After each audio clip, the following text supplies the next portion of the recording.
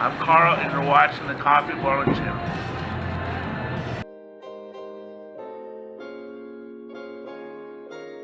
Welcome back to the Coffee Bowling Channel. This week we're going to do How to Strike with Urethane Part 2. Except I will stay off the lanes and we're going to do a little bit more classroom style teaching. So despite some camera issues that I had last week, I've got them remedied. So we're going to go over some layouts. We're going to go over what to do with your urethane balls, like with your launch angle, your ball roll. We're going to do, opposed to house shots, the sport patterns, and then we're also going to do, a medium pattern opposed to a short pattern. Now, if you comment on this video and say, what about a long pattern? I'm just honestly like, if you really want to score the highest, throw a resin ball on a long pattern. That's all that is to it. So, we're also going to go over, what happens with the oil when a lot of urethane balls are going down the lane, what to expect, how to figure it out when you start seeing things that you really aren't all that great. So we're going to get into a lot of different stuff, high rev versus low rev bowlers. So here we go. The first thing that we are going to go over is your bowling ball surface for your urethane balls. I feel like a lot of people don't really get this right. So I'm going to break it down. I'm going to make it very simple for you. So honestly, your surfaces for your house shots and sport patterns, you don't really want to think of it as house shot or sport pattern. You want to think of pattern length and pattern volume. Now, just because it's called a house shot, that doesn't mean it doesn't have similarities of a sport pattern.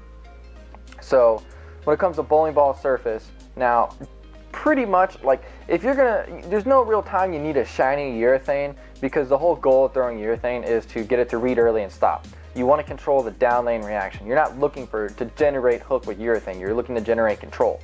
So generally, I like to keep mine at like a fresh 500 or a fresh 1000. Now you're probably thinking, wow, that's pretty dull. But if you throw that if you throw that amount of surface and it overhooks, then it's probably not the time to throw urethane. So do keep that in mind. Just because, well, I should probably explain why you don't want to shine them up. So the reason you don't want to shine them up is, for one, they need a lot of help to hook. Two, they hook really early and roll out. If you try to get them to get down lane further with your surface, they're still going to try to hook early and roll out, but they're going to do it more inconsistently. So, and then another thing. So when it comes to surfaces on your urethane ball, stick with the pretty dull stuff. Obviously, if 1000 or 500 grit's just hooking too much for you, you go to 2000, but you need to make sure to really scrape it with 2000. You want to have you need it to have teeth under it. So, moving on to ball rolls. I'm not going to teach you how to do the ball rolls. I'm going to tell you kind of what to use and when to use them. So I'm going to retouch on this topic a couple different times throughout just because it's going to tie into a couple different topics. So, but generally speaking, now this is before we get into house shot or sport pattern, but generally speaking, with a urethane ball, the further right you are with it, the more up the back you want to be. Now, if you start to move a little bit further left, and now when I say further left, I mean like getting into like in between second and third arrow all the way into third arrow. So when you do stuff like that and you're actually throwing the ball to a friction spot and having it come back, that's when you want to think about a little bit more rotation. Now, that doesn't mean you need to get a ton of rotation, just a little bit more than what you would consider your up the back ball roll to be. Now, so what I want you to take away from that is, when you're throwing urethane, it's really dependent on what kind of angle you're using.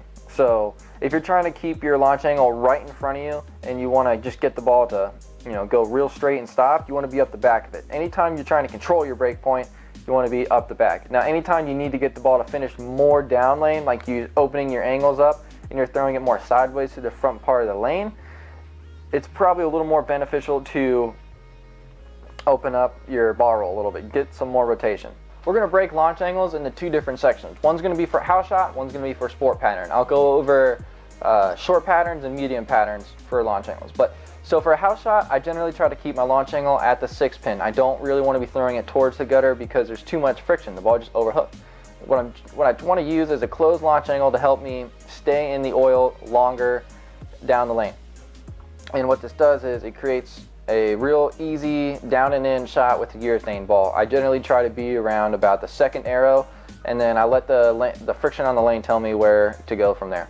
So if it's more oily, I'll move right. If it's like it's just a lot drier, I'll move left and with my feet. But do keep in mind, the straighter the straighter launch angles you guys are trying to play is generally for the fresh, or when you're closer to the first and second arrow. When you move your feet in and go further left, that's when you need to open up your launch angle. So even if you're a high rev player or a low rev player, it's not really, your angles aren't really dependent on the rev rate. It's where you're standing. So even a high rev player, if they target up the second arrow, they still want a closed launch angle. If they target even a low rev player going up second, they still want a closed launch angle, because it's about what you're trying to do on the lane, not necessarily, it's what you're choosing to do with the launch angle, not necessarily the launch angle. So do keep that in mind. So the straighter you go, the more oil you'll be able to find in the front part of the lane, and then the more you move left and throw it into the friction, you'll see your ball start to change direction a lot harder. We just covered, where to throw it on like a house shot. You want to be around second arrow-ish, and then you just let however much friction on the lane tell you where to go from then. So sport shots. Sport shots are going to be much, much different. So this, is about urethane, but you can take, what I'm about to tell you and apply it to really, any ball, plastic, resin, anything. So we're going to start with short patterns. Now, 2 short patterns, Wolf and Broadway, a Kegel and a PBA shot. So we have Boardwalk. Sorry, it's not Broadway, it's Boardwalk. Pattern's 35 feet. Now, this is how, really pay attention. This is how you figure out how to bowl on any sport shot. So take where you have the highest concentration of oil and with the lowest concentration of oil, and cut that spot in half. You can see right here, that's where you're going to start, especially on a short pattern. So you're going to keep your, obviously on this kind of pattern, you're going to keep your break point towards in between the 6-10. This is a fairly short medium pattern or just a short pattern. So you're going to keep your launch angles going towards the 6-10, which would be right about here. So no matter where you're standing on the lane, you're always going to target in between the 6-10 or the 10 pin on a short pattern. But starting out, where you want to start is you want to start in between the first and second arrow, especially with your urethane balls. And you want them dull. You always want to dull urethane on a short pattern. 500 grit, 1000 grit, chalk it up. Okay. Afterward, if you're having trouble too much hooking, then you start playing with your ball roll, and then your ball speed, and maybe loft it down the lane a little bit. So you want to look for the cliff in the pattern. Even no matter how flat it is, unless it's literally 1-to-1, there will always be a cliff. Even a 1-to-2 will have a cliff in it somewhere. Now the cliffs may not always be exaggerated, but that's where you're going to look for. And sometimes it'll be subtle, sometimes it'll be drastic, like this one. This is Broadway. And you can see, so this is about board 7 to board 4 on the graph. Now it's probably not zoomed in all the way, so you're not going to be able to see it. So you'll take so that's where you'll want to start cutting up on this pattern, because that's where all the oil is. You wouldn't play right of that because there's no oil there, and you'll just have issues with your ball overhooking the whole time. So you'll start out there. So whether you're high rev or low rev player, you want to look for the cliff in the pattern. Now I'll show you guys a little bit different short pattern. This one I consider to be much harder. So this is Wolf. Wolf is much flatter. It is actually a 1 to 1.3. Broadway is like a 1 to Boardwalk's a 1 to 3. This is a 1 to 1.3, much flatter, almost completely flat. So, but you can see on about board 5 is where you're seeing, the start of a lot of high concentration of oil, and that, tapers off all the way to board 2 and nothing on board 1. So here you can automatically see you need to be a couple boards right with your laydown point in order to find the shelf of oil. And you can even see up here on the pattern graph where the darker the oil is, that means it's front and reverse. The lighter it is means it's only one direction. So as you can see, I'll do a whole separate video on how to read lane graphs, but this is kind of the start of where to throw your urethane balls on a short pattern. So do keep in mind, high rev, low rev, you're going to look for that little clip in the pattern. You're going to try to play right there. Now this is where you're probably thinking, oh, launch angles. So, and this goes for all the patterns I'm showing you. So if you need to get your laydown point right here, what does that tell you as a bowler? you're going much straighter. So the straighter you are, meaning aka further right with your feet, the more closed down you're going to need your launch angles. So if you try to open up your launch angle trying to play around the first arrow, it's just going to go in the gutter every time. It's either going to go in the right gutter because you threw it there too soon, or it's going to hit the friction spot and go in the left gutter because it overhooked. So those would be kind of, and then also do keep in mind as the pattern breaks down, you're going to migrate a little bit left, but on short patterns, that doesn't mean you're going to go all the way left. Like if you find yourself getting into like the fourth arrow on a short pattern, just think of something else, because no, you should never be on the fourth arrow on a short pattern. You should always be able to stay right no matter how long the block goes. And if you have to, in order just to stay right, throw a plastic ball, because the further you move left, you're just into the flat part of the lane. It's just going to hook the same every time, no matter what you do to it. So you have to use the cliff there in order to see some kind of consistency in your ball reaction. This is Taj Mahal. Now you can see that unlike the short patterns, this is a medium pattern, and you can see that cliff zone is much, much further left. So this means you don't have to be on the extreme gutter to find some consistency. Generally, whenever I'm starting out, I do, whether I'm a low rev or high rev bowler, you want to have straight launch angles. You don't want to try to throw it to any friction point. You want to see what the lane gives you and then go from there. If you can play the straight closed launch angle, do it. And then if you're forced to open up your angles, then do it. You know, you just have to listen to what the lane is telling you. But knowing what to do with the launch angles is important. Retouch on the ball roll. Straighter through the front part of the lane, more up the back. Sideways to the front part of the lane, a little more around it with the ball roll. So it's really dependent what you're doing with it. Now if you're a high rev and a low rev player, it still works the same, you just won't be covering as many boards. So now onto the medium pattern. So you can see where, so this one's a pretty relatively flat pattern. Taj Mahal, it is a kegel pattern, it is a 1:3 ratio. So, but you can see the cliff of where its oil is from 6 to 10. Now that's a much further zone left of where the other two. The other two were like 7 to 4, and Wolf was 1 to 5 is where its cliff was. So this one is much further left. So you'll actually be throwing your urethane ball closer to the second and third arrow on this pattern, but you still want to go pretty straight through the front part of the lane. You want to be targeting the 6 pin. Now before you could target the 6-10 to the 10 pin, but now that you've got an extra 3 feet on the lane and you're at 38 feet, your ball's not going to hook nearly as much. So you'll see where all the concentration of oil is around board 10. Once you move into there, your ball will start skidding much, much longer with the closed launch angle. You may not see it when you're further right than that. But if you start getting too far left and you start going sideways with open launch angles, your ball will struggle to hook. Or it'll overhook, or just not do the same thing twice.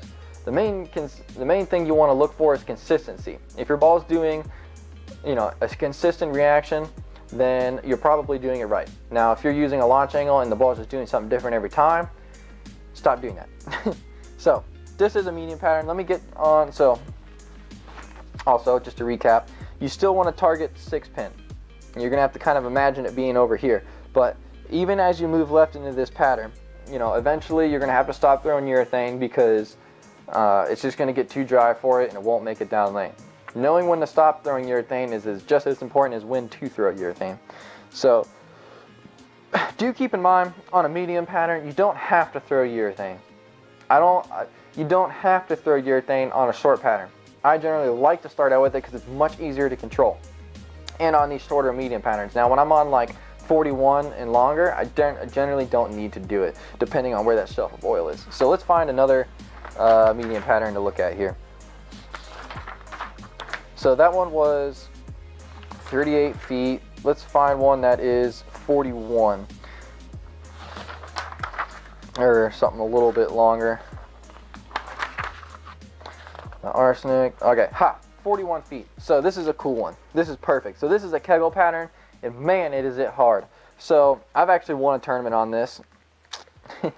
So you can see this is like the US Open pattern. It's 41 feet, completely flat. But you can see where the cutoff of, the cliff is right here.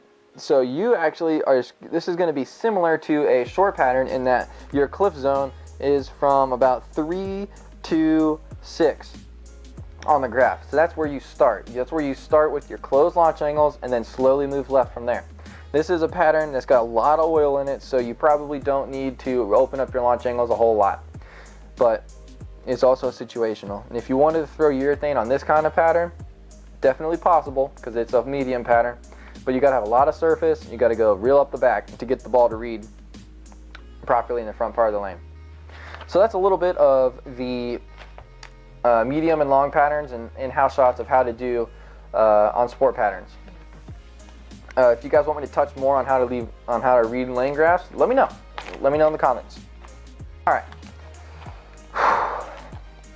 Layouts for urethane balls are fairly simple in my opinion, but you know, I mean, obviously if you don't know how to drill them or what you don't really know what you want to do with them, then yeah. But after this video should clear up quite a few things on what to do with them. So now I personally have two different kinds of layouts that I put on urethane balls. Otherwise, you know, I don't really need to get anything outside of that realm. So what I would like to say is this would be the one layout that I have on my ball. So what this kind of layout is, obviously you're not going to take your urethane ball and then go put your pin exactly where mine is. Know your positive access point. What this is it is 3 3/4 away from my positive access point by a 20 valve angle. And what that does, it gets, this is, heavy ball. This gets the ball to flare. The lower the valve angle, the earlier it's going to get into the hook phase. And when it gets in the hook phase, that means the flare rings are starting to separate. So if you want your urethane ball to hook on a fair amount of volume, like, you know, you want to be able to hook it on like a medium pattern, not just a short pattern, get your, you know, pin the pap a little bit closer. The maximum flare zone is 3 3/8. A urethane ball, you really don't need to go past, I would say, about 4 1/4 to 4 1/2. That would make it flare a very small amount, unless you're, you know, you've got a urethane ball that has a big flare potential, which we can get into in a minute here. So the black urethane and the purple hammer, these balls have little to no differential. 0.015 for the 15 pounders, 0.030 for the 16 pounders, and an NRG of 265, which means this thing is going to go as far down lane as possible. Now the cover makes this thing hook quite a bit, obviously, between that and that. You can see mine are very dull. So the pin position, this one is much different than the other one. This is my 4 1/4 from the pap that I was talking about, and it is by about a 35 valve angle. So I kept the valve angle fairly low, so that way it stayed pin up and the flare rings would separate, but I went with a little bit longer pin to pap distance so the ball would get down lane a little bit further. So you're probably wondering, why does he want two different layouts? Well, when I'm trying to play straight angles with urethane, it is much more advantageous to have them flare early, and then that way it'll go through the pins, they'll hit a lot better. Because I've noticed when trying to throw a urethane ball with little launch angle and you're getting pretty up the back of it, if it's not flaring early, it's not going through the pins very well. You wrap a lot of 10 pins and, you know, it's frustrating. So when I use my longer pin to pap distance, that's when I'm actually going to open up my launch angles with a urethane ball and start to get a little more rotation and have it finish a lot harder down lane. So with that being said, you know, that's a snippet of, you know, what to do with the different layouts. So obviously the shorter pin to pap with the higher flare potential is the one you're going to go straighter with. Now the one you still, you know, even though it's a little less flare, you still want a lot of flare in general. So these bowling balls aren't going to really, I mean, if you're lucky, you'll get about 3 inches out of them. That's the most possible. But if you go too long, you'll get literally just one flare line and the ball will go pretty far down lane. But if you can, what you want to look for is to get your flare rings to separate at least a little bit, even if it's only like a 1 to 2 inch pin or 1 to 2 inches of flare. As long as those rings are separating, you're in the gold. So your short patterns and playing the gutter, closer pin to pap, real nice. Your a little bit longer medium patterns that you need to get your ball to really start up on, the shorters are okay, but when you need to move left and send it to the gutter, like on a shorter pattern, the longer pin to pap is going to work well. Whenever you just need to move left and send it to any friction spot, longer pin to pap distance. That's what at least I try to follow. Now, I have multiple urethanes. I have a blue turbo, a black turbo. I've got a blue hammer, a red hammer, a black hammer, a purple hammer, and 2 Black Widow urethanes. Is there anything else in here? I have, which I sort of count as urethane, my Clear Wolf, but that's plastic. But it kind of resembles a urethane ball.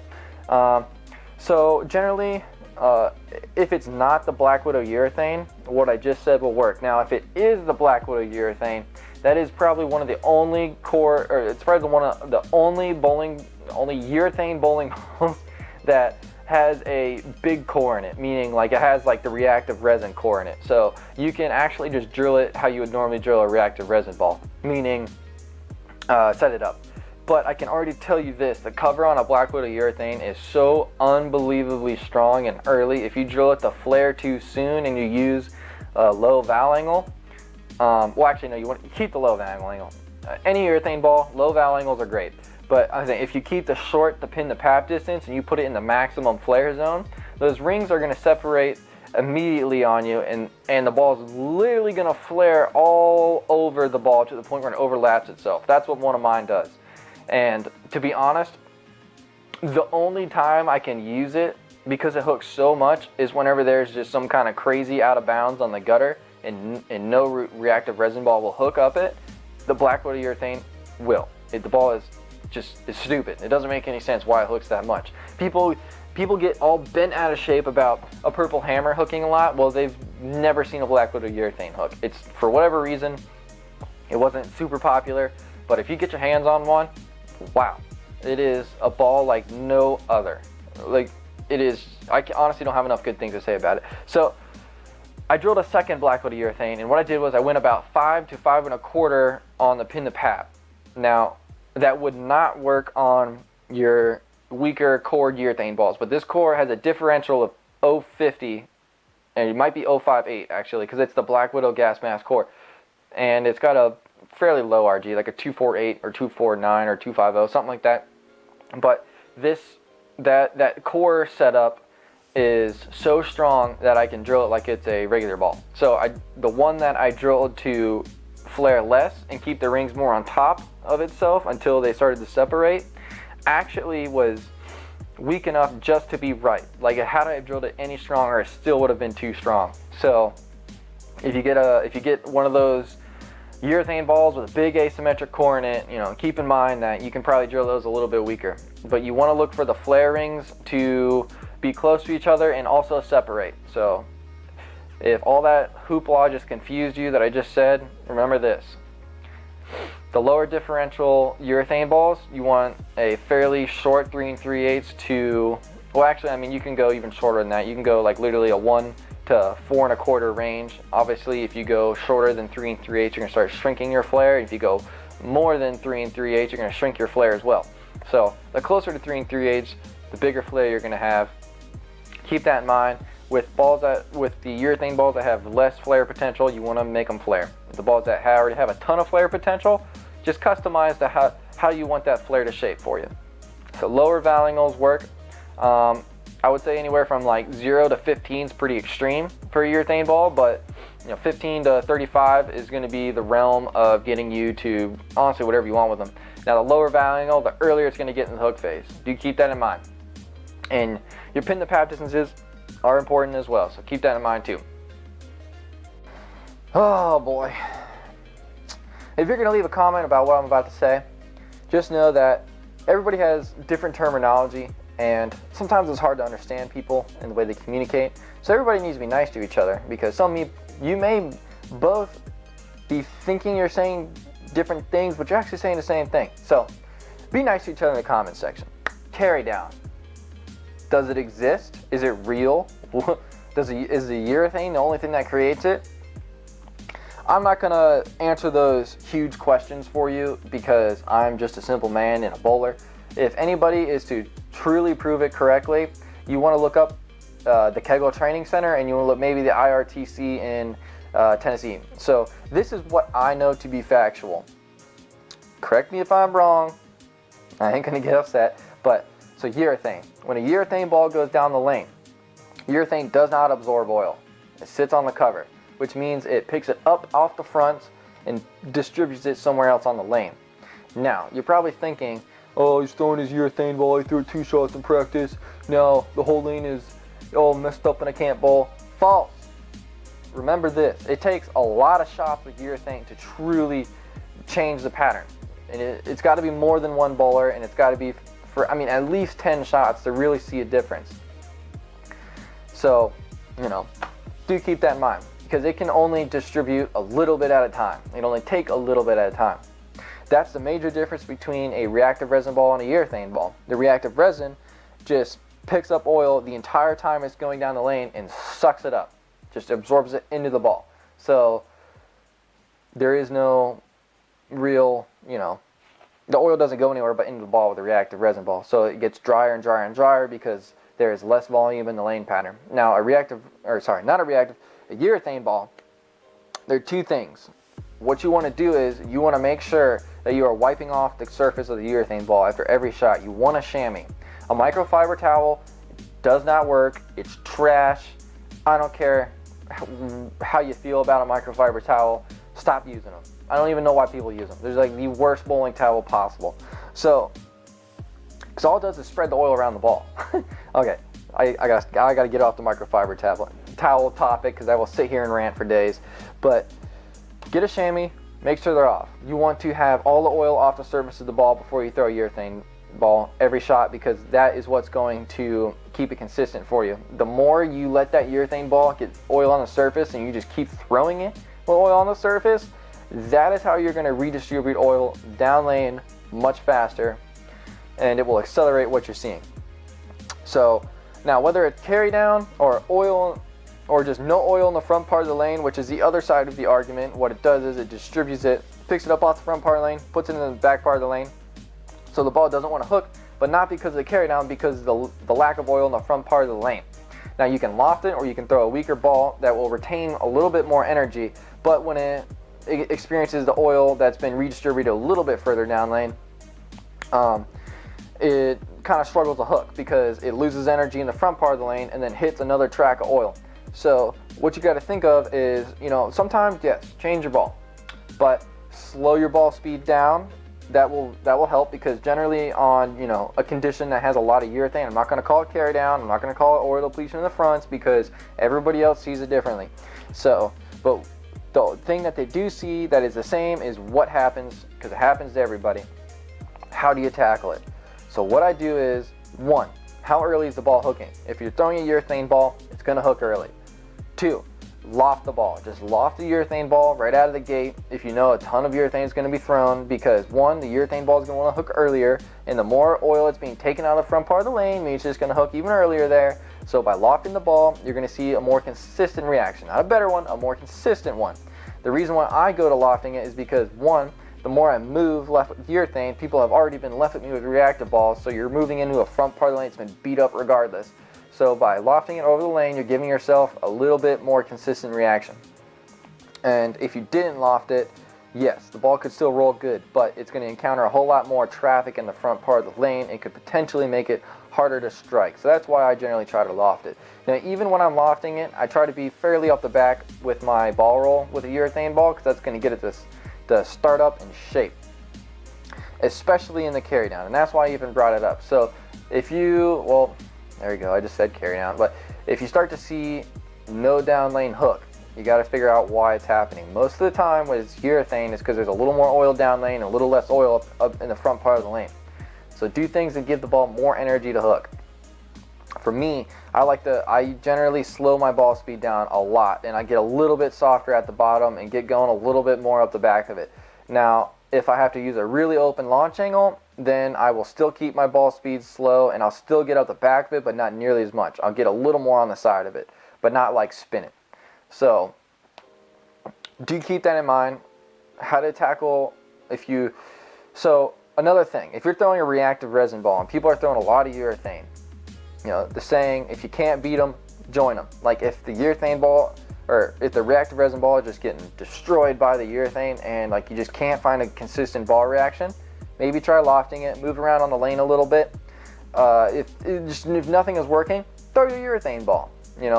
If they're scoring higher than you, then that may be a sign that maybe that's the right ball for the moment. So do keep in mind, if a lot of these things that I'm saying aren't working, that it is always a situational moment with urethane. You got to be smart with urethane, because urethane is not idiot proof. What you do to the urethane ball is how it rolls.